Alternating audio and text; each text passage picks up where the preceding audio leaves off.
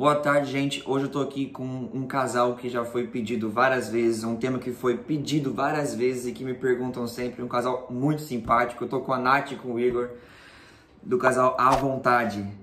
Boa tarde, gente. Vocês estão bem? E aí, Vinícius, muito obrigada pelo convite para a gente participar desse podcast, vídeo também, né? A gente fica muito feliz com o convite e fica feliz de saber que nós somos requisitados, né? Me sinto até importante. Isso aí eu também não sabia, não. Então, muito obrigado, pessoal, e muito obrigado, Vinícius, pelo convite. Não, quando eu falo de residência nos Estados Unidos, eu sempre mando de vocês, sempre falo de vocês, então o pessoal acaba pedindo e perguntando sobre vocês aí, quando vão chamar os dois, quando é que os dois vão vir? Mas, pra quem não conhece vocês, se apresente um pouquinho rapidinho pra gente, quem são vocês, o que vocês fazem aí, o trabalho de vocês na internet também. Beleza, então, né, eu sou a Nath, Natália, nós dois somos de Vitória, no Espírito Santo, eu sou formada pela Universidade Federal do Espírito Santo e eu faço residência de neurologia pela Temple University Hospital aqui na Filadélfia e, né, então, atualmente morando na Filadélfia. Eu sou o Igor, eu me formei na Universidade Federal Fluminense e minha história aqui com o USMLE é um pouquinho mais complicada, né? Eu comecei fazendo clínica médica, aí depois eu mudei para patologia na Temple University também. E atualmente eu saí da patologia e estou me aventurando nessa vida aí da internet, na verdade, e tentando trazer o máximo de brasileiros para dominar os Estados Unidos, né? E juntos a gente tem um canal no YouTube chamado À Vontade e lá a gente conta, é um espaço para que tanto nós quanto os nossos espectadores fiquem à vontade e conheçam não só a nossa história, mas como a nossa história vindo para cá, sobre curiosidades da residência, curiosidades da nossa vida aqui, e a gente tem uma troca muito legal com todo mundo que nos assiste. Bacana. E para quem ficou um pouco curioso, o Igor tem um vídeo no canal À Vontade falando sobre isso, sobre a residência de patologia dele e o processo que ele tá entrando agora, né, Igor? É o vídeo mais assistido do canal, inclusive. E aproveitar, Vinícius, posso fazer um jabá aqui? Claro, fica à vontade. Então, galera, e naquele vídeo eu comentei sobre um curso, né, do USMLE, e esse curso está acontecendo, a lista de espera já está aberta, o site é eliteusmle.com. Aí lá você vai poder ter mais detalhes sobre o preço, sobre as aulas que vão ter no curso, sobre flashcards, grupos de Facebook, Telegram e e-mails semanais com atualizações e tudo mais que vai ter lá, e tá muito maneiro, vale muito a pena para todo mundo que tem esse sonho, né, de vir para os Estados Unidos, fazer residência médica aqui e exercer a profissão mesmo, né, a especialidade aqui nos Estados Unidos. A gente fala sobre visto também, sobre o waiver, green card, cidadania, tudo isso. A ideia do curso é ser um guia, né, tipo um passo a passo mesmo, para quem quiser se aventurar na residência médica aqui nos Estados Unidos. Isso aí. Legal. eliteusmle.com. Eu vou deixar o link aqui embaixo, então é um curso que vocês vão fazer, estão fazendo, para ajudar o pessoal a ir para os Estados Unidos. É isso, né? Não a matéria, mas a parte, às vezes, burocrática, todo esse processo para ir para os Estados Unidos, certo? Exatamente. Bacana. Eu vou deixar o link aqui embaixo, então quem tiver curiosidade pode acessar. Deixa eu perguntar um negócio para vocês. Esse processo de ir para os Estados Unidos, ele é composto por 3 steps, certo? E, na opinião de vocês, qual foi o mais difícil? E por quê? Qual que vocês sofreram mais para fazer? Eu acho que o mais sofrível... Eu acho que as opiniões vão ser diferentes aqui. Bom, nós somos 2 pessoas diferentes, né, gente? Então, pra mim, certamente, o que me doeu mais foi o Step 1, porque o Step 1 ou o Step 1 é a prova de matérias básicas e não tem muito raciocínio, né, clínico em cima de nada. Então, é aquela decoreba que a gente aprende no começo da faculdade mesmo, de bioquímica, farmaco, micro, e você tem que saber realmente tudo, qualquer coisa pode cair. São questões muito diretas na maioria dos casos, então você sabe ou você não sabe, né? E você tem que passar na prova. Então aquilo foi muitíssimo estressante para mim e eu acho que foi, no quesito dificuldade, para mim foi a prova mais difícil, não sei pro Igor. Para mim, todas essas matérias, né, farmacologia, bioquímica, micro e tal, são as matérias que eu mais gosto. Então, apesar da prova ser Apesar da prova ser mais... E as provas são muito difíceis em relação ao número de questões, né? Você tem 1 minutinho e meio por questão. A prova tem 300 questões, né? Então é difícil também nesse sentido. Só que o Step 2 CK, que é o Clinical Knowledge, que é uma prova parecida com o Step 1, aí cai uma matéria mais clínica. E todo mundo fala que é muito mais fácil que o Step 1. Então eu acho que pela minha expectativa... Na hora que eu cheguei lá e eu vi que não era fácil de forma alguma, eu falei, cara... Você tem que baixar a guarda, né? Falei assim, tô suave. Eu achei assim, se é muito mais fácil que o Step 1, vai ser tranquilo. Nem vou esquentar tanta cabeça. Na hora que eu comecei a ver as questões, né? Eu falei, rapaz, é difícil demais. Então, eu acho que foi mais essa questão da expectativa, né? Eu tava esperando um pouco mais fácil do que realmente é. E vocês se prepararam mais pro Step 1 ou pro esse 2CK? Pro Step 1. Com certeza. Até porque o Step 2 CK a gente fez uns 4 meses depois da prova do Step 1.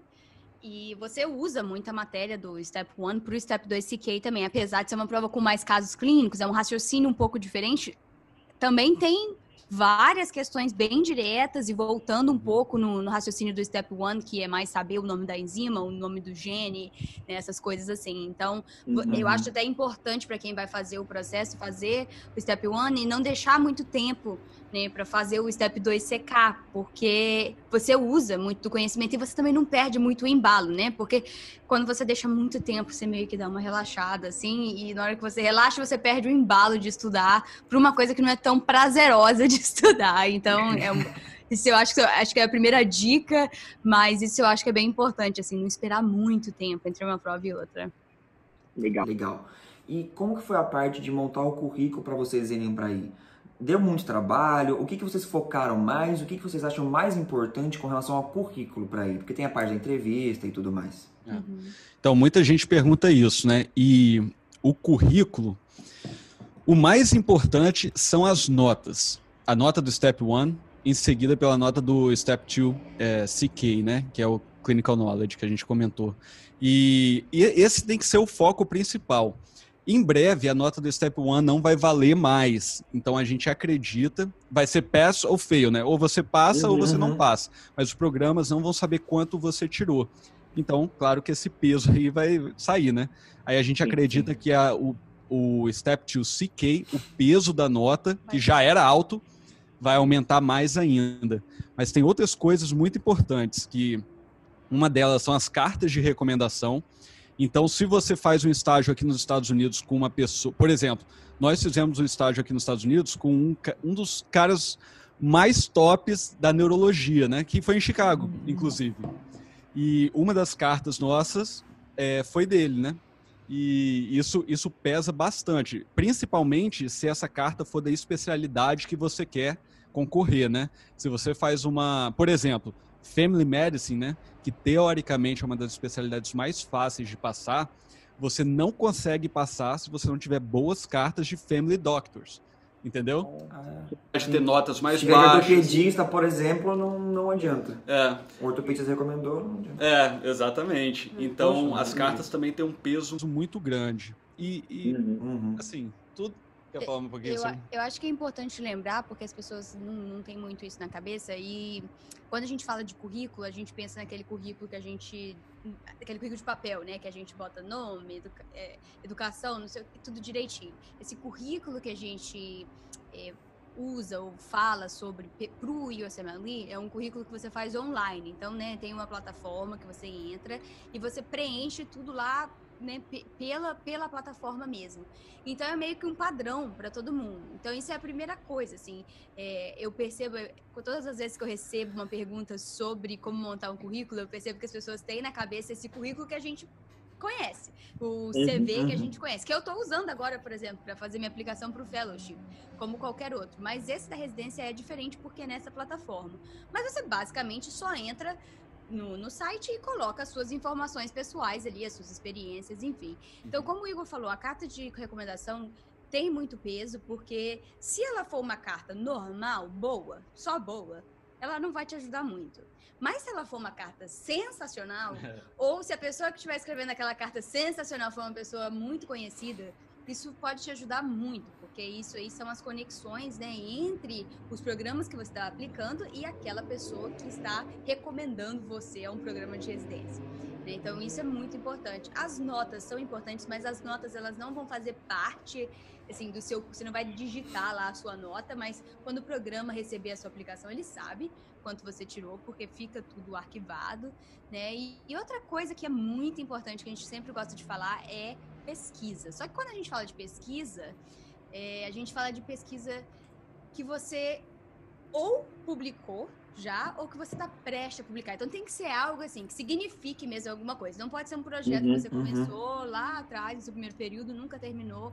Isso não vai fazer diferença, né? Idealmente, as publicações têm que ser internacionais, porque se for uma publicação numa revista ou em algo que seja do seu país, não vai ter muito peso. E por que a gente sempre bate na tecla do não vai ter muito peso? Porque a gente nunca sabe o que a pessoa que está olhando o seu currículo vai se interessar. Talvez ela se interesse por um trabalhinho que você tenha feito lá no seu primeiro período que você não terminou. Mas quando a gente fala de coisas importantes, o que realmente vai chamar a atenção no seu currículo? Se você tiver uma publicação internacional ou se você fizer parte de um grupo de pesquisa internacional, isso vai chamar muita atenção também. Só mais uma coisa para complementar o que a Natália está falando, que isso é muito importante mesmo, o que ela está falando. Que quem determina quem vai ser escolhido para entrevista, quem vai ser escolhido como residente mesmo, é um cara, é uma pessoa, uma mulher, né, um cara, que normalmente é o Program Director e aquela equipe dele ali. Então é muito subjetivo. Pode ser que a minha Program Director, né, da patologia levasse muito mais, desse um peso muito maior para a publicação, enquanto num hospital comunitário de Family Medicine, eles não querem saber se você fez publicação. Às vezes, para eles é mais importante que você tenha esse voluntariado para fazer trabalho comunitário, essas coisas, entendeu? Então, vai de programa para programa, de especialidade para especialidade, por aí vai. Mas, em geral, né, acho que numa ideia geral, para se ter na cabeça, são as notas, de preferência que você não tenha nenhum red flag, que significa que você não tenha reprovado e tenha que ter feito a prova de novo. Então, de preferência, first pass, que a gente fala, né? Então, notas, o mais alto possível. O pessoal fala, quanto? Gente, o mais alto possível. A melhor nota que você puder tirar, melhor pra você, se puder fechar a prova, fecha a prova. Nota, carta de recomendação e pesquisa. Isso é o que faz o seu currículo. Porque, assim, outra coisa importante, desculpa, Vinícius, a gente tá falando aqui um monte de coisa. Vai. Pode falar. Outra coisa importante também é que, tipo, mas como que eu posso fazer para ter certeza que eu vou passar? Você pensa na pessoa perfeita, só tirou 10 em todas as matérias da faculdade, publicou mais de 50 artigos nas melhores revistas, fechou os steps, fez tudo que você pode imaginar que, tipo, essa pessoa é a pessoa perfeita. Isso é o perfeito. Quanto mais você se afastar disso, menores... Obviamente que ninguém vai ser o perfeito, né? Sim, mas quanto mais você se afastar disso, menores as chances, né? É simples assim, gente. E, tipo, a média das pessoas que passa, né? A média que passa é muito distante disso, né? Ninguém é perfeito. Mas só para ter isso em mente, foco, né? Um foco. E vocês falaram de estágio, até veio uma pergunta agora. Em que momento que vocês acham que é legal fazer o estágio? Depois do Step 1? Antes do Step 1, quando é o melhor momento para fazer esse estágio? Para pegar essa carta de recomendação? Eu acho que é importante. Não é necessário ter nenhum dos steps. A maioria dos estágios, eu não diria a maioria, mas vamos botar pelo menos 50% dos estágios não vai te pedir nenhuma nota de nada. Mas é normal, durante o período que você está no hospital, as pessoas te perguntarem se você já fez o step. Tipo assim, em que ponto como imigrante, né? Você já é o diferente, vamos colocar assim, né? Você já veio de um outro país fazer um estágio, então as pessoas têm curiosidade e eles querem saber o quão interessado você tá naquilo dali mesmo. Então, é natural, assim, a gente fez, né, os estágios e as pessoas perguntavam, mas você já fez o Step 1? E você já fez o Step 2? E aí, né? Então, as pessoas perguntam. Eu acho que é importante, se você puder, ter pelo menos o Step 1, porque isso pode te abrir mais portas em questão ao número, né, de programas que pedem isso, e você pode ter o que dizer também, tipo, que você realmente está interessado, que você já está no processo e fazendo as provas. Quanto ao momento ideal, o momento ideal seria, eu acho, mais para o final da sua faculdade de medicina. Internato, com certeza. Primeiro que você já vai ter uma base clínica, um raciocínio clínico, então você vai poder participar ativamente daquele seu estágio, né? Você não vai ficar completamente perdido, então você vai saber o que é passar uma visita, fazer um round, você vai saber o que é uma discussão de caso, aquelas coisas que a gente aprende na faculdade com o tempo, né? Uhum. Então isso com certeza faz muita diferença. Eu acho que você está mais para o final, durante o internato. E a outra coisa que faz diferença também é se você faz um estágio como estudante ou já como médico formado, né? Como estudante você faz... você pode fazer um estágio hands-on. Não necessariamente você vai fazer, mas idealmente, e na maioria dos casos, como um estudante de medicina, você pode fazer um estágio que a gente chama de hands-on, que significa que você vai agir como um medical student daqui mesmo. Então, você vai ver o paciente, passar a visita, né, participar das discussões e tudo mais. Quando você vem como médico, que foi o que a gente fez, né? A gente já era formado, a gente já estava aí embarcado mesmo no UCMLE, a gente precisava dos estágios das cartas, a gente veio. Aí você faz um observership, que é, na maioria dos casos, hands-off. Então, a gente participava dos rounds, das aulas, das discussões de casos, só que a gente não podia nem fazer muita coisa. Então, é muito mais difícil você mostrar as suas qualidades, mostrar o seu serviço. A gente consegue pontuar, assim, quantas vezes a gente pôde realmente examinar o paciente. Teve um caso na clínica que o paciente tinha contratura do Poitrem, né? Aí o atendente falou assim, gente, vocês já viram isso aqui? Aí foi quando a gente encostou no paciente. Tipo, foi uma das únicas vezes, né? Que o atendente falou com a gente assim, pode vir. Sim, ele liberou sim. Não vai dar processo, não vai dar nada. Então, assim, é bem complicado, né? É muito enriquecedor, sabe? Assim, independente de qualquer coisa. Eu lembro que na época a gente até falava, bom, se isso não der em nada, né? Se a gente não passar, não for chamado, ou desistir, ou qualquer coisa acontecer. É muito enriquecedor pela experiência, de qualquer maneira. Mas... pensa num lado mais prático, o que você quer com esse estágio é, a sua carta, e 2, você quer que o cara escreva uma boa carta. Sim. E as suas chances dele fazer uma boa carta conhecendo o seu trabalho e você mostrando o serviço é muito melhor. Então, é isso que eu recomendaria. Se possível, fazer como um medical student ainda, então ainda na faculdade, mais para o internato ou para o final do internato. E, gente... ser o seu melhor, assim. Se você já é um bom aluno na faculdade de medicina, você tem que ser um top do mundo aluno quando você vier fazer o seu estágio aqui, né? Para que as pessoas realmente se impressionem e quem for escrever sua carta faça uma excelente carta e que você deixe aquela marca ali, né? Às vezes você já consegue até sua vaga ali mesmo. Fala assim, gente, amigo, vou voltar. Pode falar um negócio aqui, Quando você aplicar para cá, manda um e-mailzinho para mim.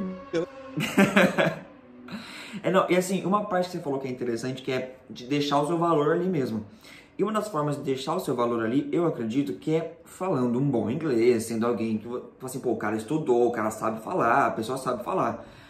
Vocês aprenderam inglês antes, durante? Como é que foi esse processo? Como é que vocês aprenderam inglês para ir para o hospital e para ir para os Estados Unidos? A gente aprendeu inglês no Brasil, né? Nós fizemos cursos particulares de inglês, aqueles de, 8 anos de curso, né? Cursos longos. E eu considerava que o nosso inglês era muito bom quando a gente veio para cá. Só que aí no estágio a gente já percebeu que não era tão bom assim. Então você tem que acostumar seu ouvido. Uma coisa que é importante também. No Brasil a gente aprende o inglês americano, né? Com sotaque americano e tudo mais. Aí você chega aqui, 50% dos médicos não são americanos. Então, tem sotaque da Nigéria, da China, França, do México. Da Índia. Nossa, a Índia tem muito, muito indiano. Cara, muito mesmo. 25% talvez dos médicos são indianos, né? Por que não podem ser brasileiros, né? Serão, em breve. Então, essa é uma dificuldade grande. Só que como observer, né, a gente não tem que passar caso, não tem que discutir tantas coisas. Então, mesmo que você deixe escapar algumas coisas, uma palavrinha ou outra, não tem problema. Agora, quando você vem como residente, cara, o bicho pega. Porque você não pode deixar... você é obrigado a entender o que estão te falando, porque você que tem que fazer as coisas, né? Você é residente, Então, né, pô? você é o residente, você que faz tudo. Então aí o bicho pega mesmo. Muitas vezes a gente precisava ligar para o social worker, né? Uma pessoa que vai resolver os problemas dos pacientes. E pelo telefone não conseguia entender. Então, enquanto o seu colega residente americano está resolvendo tudo ali rapidinho, aí você tem que ir lá na sala do social worker falar cara a cara para conseguir entender o que ele está falando. Aí volta, aí perde tipo 40 minutos nisso. Aí seu dia fica bem mais longo. E é interessante, às vezes as pessoas perguntam pra gente assim, isso é muito frequente. Oi, Natália, tudo bem? Eu sou fulana e eu sou do primeiro período de medicina, do segundo período de medicina. Eu acho legal assistir seus vídeos, não sei, talvez eu queira. O que eu faço? Eu sempre falo, faz curso de inglês. Vai aprender a falar inglês. Mas não é curso de inglês que você só sabe aquele basicão, né? Hi, thank you. Porque isso daí a gente aprende na escola mesmo, né? Aquele inglês de escola. Você... É um basicão, tipo, no inglês de escola você pode viajar e você vai se virar, você vai dar um jeito.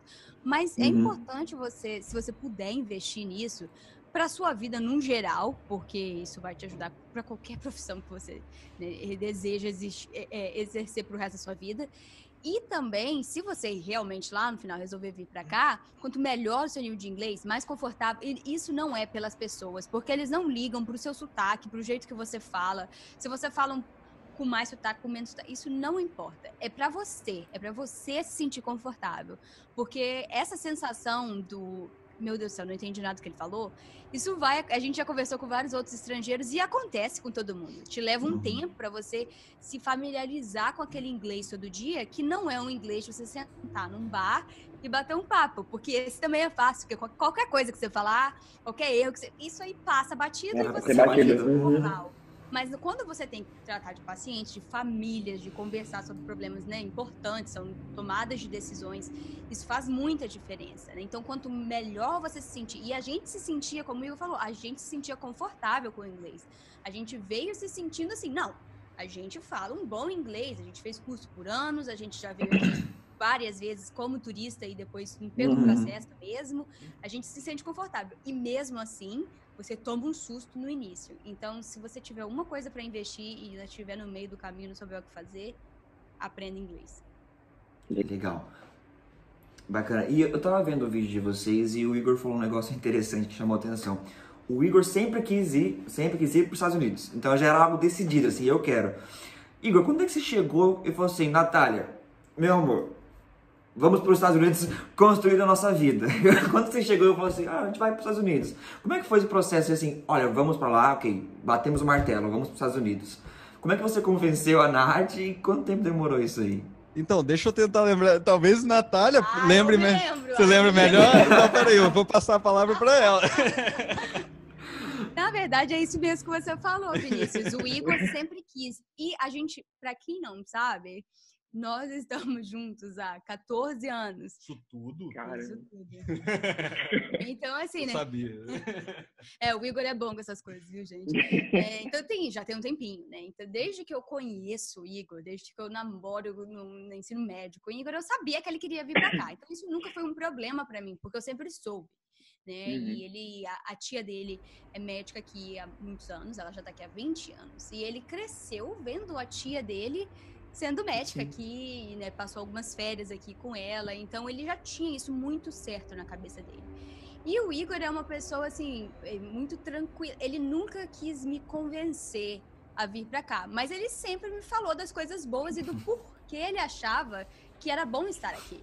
Então, assim, ele falava, nossa, que eu fui passar férias com a minha tia, e que no início a gente passava férias separadas, né? A gente era muito novo. Depois a gente passou a vir junto, e aí eu passei a conhecer as coisas. Mas no início que ele vinha separado, ele voltava e ele falava, porque eu conheci o hospital onde ela trabalha, o hospital onde meu tio, o marido dela, trabalha, e eles fazem isso, eles fazem aquilo, funciona desse jeito, eu acho que é muito legal, você deveria pensar. E aí eu falei, tá, foi vamos devagarzinho, ver. então. Ele foi ele foi introduzindo a ideia. E eu ficava assim... Trabalho de formiguinha. Eu ficava, não sei. Eu sou uma pessoa assim, eu sou uma pessoa muito, muito, muito família. E eu sempre pensei que eu ia morrer longe da minha família, assim. Eu sempre pensava nisso, né? Minha família é uma família que, tipo, todo domingo tá todo mundo junto, tá todo mundo almoçando junto. Então, essa ideia pra mim era muito difícil de aceitar. Tipo, como que eu vou estar num lugar sem isso? Eu achava que isso ia ser muito difícil. Só que aí, quando o Igor graduou, quando ele formou pela UF, ele voltou para Vitória, começou a trabalhar e ele já começou a trabalhar com essa ideia. Não, vou trabalhar para juntar dinheiro e fazer a prova de residência. E ele foi muito claro comigo. Ele falou, Natália, isso é o que eu quero. Tipo, né, eu não quero ficar aqui, eu não vou fazer prova de residência aqui. Não é isso que eu quero. Eu gostaria que você fosse comigo.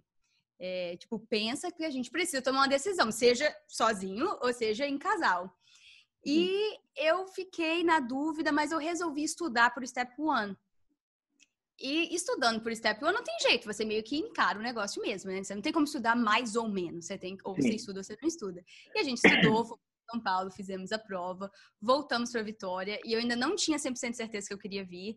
Eu apliquei para residência, fiz a prova de residência na UFES, passei na prova de residência na UFES. E aí eu enfrentei um desafio, que foi ou eu aceito a vaga da UFES, e entro na residência, ou eu desisto dessa vaga e continuo estudando, porque você não tem como fazer as duas coisas, né? Que a gente ainda precisava fazer todo o outro processo e todos os estágios. E ali eu acho que foi um momento que eu tive muito apoio, não só do Igor, que eu sempre tive o apoio e o incentivo dele de vir para cá, como a minha família praticamente inteira. E os meus amigos na época falaram comigo, esquece essa vaga. Cara, você já passou assim, né? Você tem uma nota competitiva boa do seu Step One, você tem condição, né? Eu estava trabalhando na época, então eu tinha um dinheiro para vir para cá, para fazer os estágios, para continuar. Então eu tive muito esse apoio das pessoas de falar assim, cara, isso daí é para poucos, tipo, poucos têm a ideia, a coragem e a condição financeira, né? E naquela época eu tinha, porque eu estava trabalhando para isso. Então foi muito apoio, assim, mútuo, sabe? Eu acho que todo mundo me apoiou muito, porque eles viam quanto que o Igor queria e o quanto que possivelmente poderia ser bom para nós dois, as oportunidades todas de ter aqui. Então foi uma coisa muito legal, sabe? Todo mundo me incentivou a largar a vaga da UFES e realmente focar aqui. Quando a gente veio fazer os estágios, que isso foi assim, uns 2 meses depois que eu tinha desistido da vaga de residência, eu me apaixonei. Aí quando eu pisei num hospital aqui mesmo... A experiência foi a minha decisão. Né? Foi marcante mesmo. Eu falei, cara, é isso que eu quero fazer. E como eu já trabalhava, eu como interna, eu trabalhei 2 anos no setor de trauma, no hospital, e depois eu estava trabalhando no pronto-socorro. Então eu tinha uma certa experiência com o hospital, com dinâmica de pronto-socorro, aquelas coisas todas. Quando eu vi como que funcionava aqui, a rapidez, as possibilidades, né, é muito diferente. Então aquilo me fez decidir. Então, nunca foi uma decisão forçada, assim, o Igor nunca me falou, mas eles nunca me falou assim, vamos comigo, ou ele sempre me incentivou, tipo, eu gostaria que você fosse comigo. E as coisas foram acontecendo, só que eu sempre tive muito certo que ele queria vir. Assim, com a minha decisão, sem a minha decisão, ele queria muito vir. Né? Então, as pessoas perguntam isso, eu falo, nunca foi um dia que eu sentei e decidi. Foi um processo mesmo.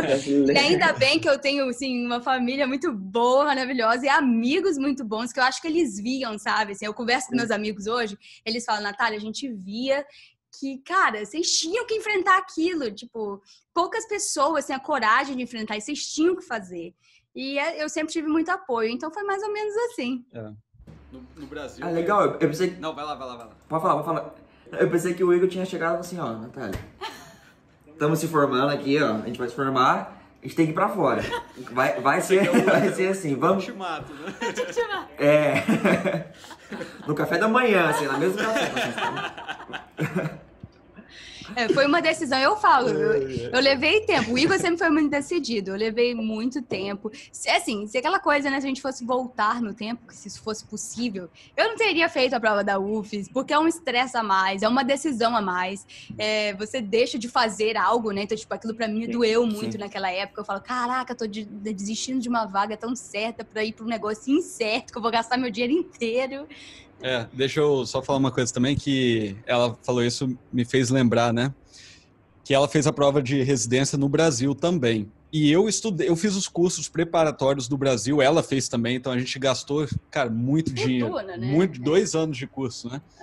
Porque para nós brasileiros ainda parece que é um projeto quase inalcançável.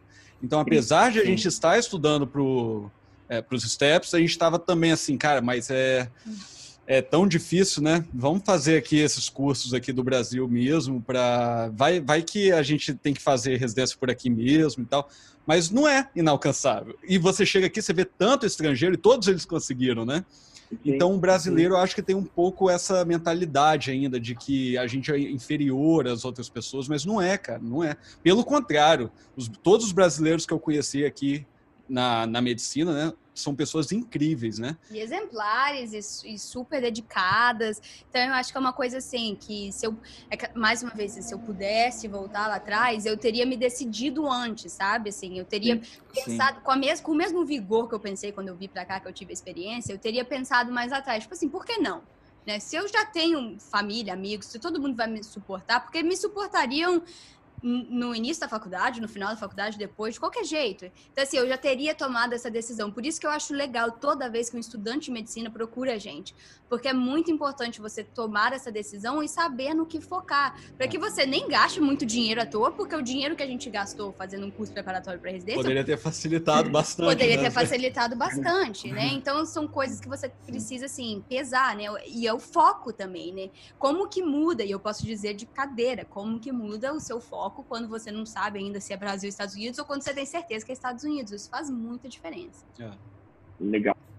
E vocês falaram que tem muito estrangeiro aí, né? Como brasileiro, vocês perceberam algum tipo de preconceito com vocês, tanto na vizinhança, que é onde vocês moram, quanto no hospital, o paciente? Como é que é essa relação das pessoas com o brasileiro? Então, essa pergunta, eu acho que é uma das perguntas mais feitas, né? Pra gente, todo mundo quer saber, né? Porque no Brasil, vou te explicar mais ou menos o que eu percebi, né? Vitória é uma cidade pequena, então em Vitória, quando você vê alguém de outro estado com sotaque um pouco diferente, por exemplo, sotaque carioca, né? Do Oeste e tal, a gente em Vitória já acha diferente, já acha estranho. Nossa, essa pessoa é diferente, né? Tem sotaque. Mas quando eu mudei para o Rio, para fazer faculdade, o Rio recebe pessoas de todos os estados. Então, no Rio, você se acostuma a ouvir sotaques de todos os estados e você não acha mais estranho. Passa a ser uma coisa normal. Mineiro tem esse sotaque, o capixaba tem esse e tal, e ninguém acha estranho, tudo normal. Só que no Brasil, quando você vê alguém da América Latina que fala espanhol, por exemplo, falando português, você ainda acha estranho, porque a gente não recebe tantas pessoas que falam português como segunda língua. Só que nos Estados Unidos é diferente. Eles recebem muita gente que tem inglês como segunda língua, então eles não acham nada, é zero, cara, é zero estranho, né? Ter sotaques de brasileiros, ouvir sotaques de latino-americanos, né, que falam espanhol, de qualquer outra língua. Para eles é super comum. E os residentes, metade dos residentes são americanos, metade dos attendings, né, que são médicos formados já na residência, foi mal, são estrangeiros. Então metade dá no mesmo, né? Metade americano, metade estrangeiro, metade. 50%. Então metade é estrangeiro. E eu nunca tive, pelo menos na minha experiência, não sei, Natália, a gente nunca passou por nenhuma situação assim de preconceito, né? Eu brinco que até pelo contrário, como não tem muito brasileiro aqui, às vezes eles te escutam falando e eles falam assim, desculpa te perguntar, mas de onde é seu sotaque? Seu sotaque é muito legal. Assim, parece espanhol, mas não é espanhol. Então, eles sabem, porque realmente é muito diferente. O sotaque de quem fala espanhol como primeira língua e comparado conosco é bem diferente. Mas primeiro que eu acho que a gente tem um pouquinho de cara de latino, né? Eu acho que não dá pra esconder muito. E segundo que... Tá? Não mais que eu, por exemplo. Brasil, né? Mas aqui não dá pra esconder. Então, olha, fala, meio que parece espanhol, mas não é espanhol. O que será que ela fala? Então, assim, é interessante, né? Aí a gente fala, não, que eu sou do Brasil, né? Eu falo português. E aí o pessoal acha o máximo, pergunta. Quando eles escutam a gente, tipo assim, falando no telefone, sei lá, se eu estiver falando com a minha mãe, por exemplo, no corredor, sempre tem alguém que me para e me fala, nossa, muito legal, né? Essa língua que você fala. Porque eles não estão muito acostumados, né? Mas eu nunca... Olha, para não te falar que a gente nunca sentiu preconceito, da experiência que eu tenho aqui, tem um lugar que eu senti um certo preconceito, que foi o departamento de trânsito, tipo o Detran. daqui. Uhum. Foi o único lugar que um dia... Mas é assim, é o pior lugar dos Estados Unidos. Exatamente. Não existe lugar pior que aquele. Que a gente foi descobrir meses depois, contando essa história para um americano nativo, ele falou bem assim, mas nem estresse com isso não, porque isso daí não é preconceito. Né? Esse pessoal desse departamento, daquele lugar lá onde a gente tinha ido, e aquilo ali, eles são mal educados, isso aí não é preconceito, isso é falta de educação mesmo. Não, primeiro ele falou assim, agora você teve a verdadeira experiência americana. Aí eu fiquei assim, meu Deus, né? Você só vira americano, né, entre aspas, assim, quando você vai no Detran. DMV. Aí eu falei, sério? Ele falou, sério, aquele lugar ali, você nem conta com ele, não, porque eles tratam as pessoas, é normal, é nacionalmente conhecido como um lugar para tratar as pessoas mal. Então, foi minha única experiência de preconceito, né, como estrangeiro. Então, eu acho que quem quer vir para cá pode, assim, tirar esse medo, né, de ser tratado de forma diferente, de ser olhado diferente. Lógico, às vezes a gente é olhado diferente porque sua língua é diferente, se você fala diferente, né? Mas é só realmente uma forma de reconhecer que aquela pessoa é diferente, mas não existe assim, na nossa experiência e na experiência dos meus colegas de outros países. Aqui nós temos amigos paquistaneses, equatorianos, indianos, nigerianos, coreanos, russo. De tudo, Nossa, né? Argentina, de muitos lugares. E conversando com todos eles, eu nunca ouvi uma história assim de realmente um preconceito, algo que tenha sido bem, assim, falta de educação, né? Que tenha te deixado mal, nada disso. Bacana. O episódio tá com 35 minutos, eu mantenho mais ou menos essa média. Gente, muito obrigado pelo episódio. Foi um dos episódios mais legais, mais gostosos de fazer. Vocês são muito legais, muito simpáticos, tá? De verdade. E eu vou deixar aqui o canal de vocês aqui embaixo para quem tiver mais interesse, para quem quiser falar com vocês também, até com relação ao curso de vocês.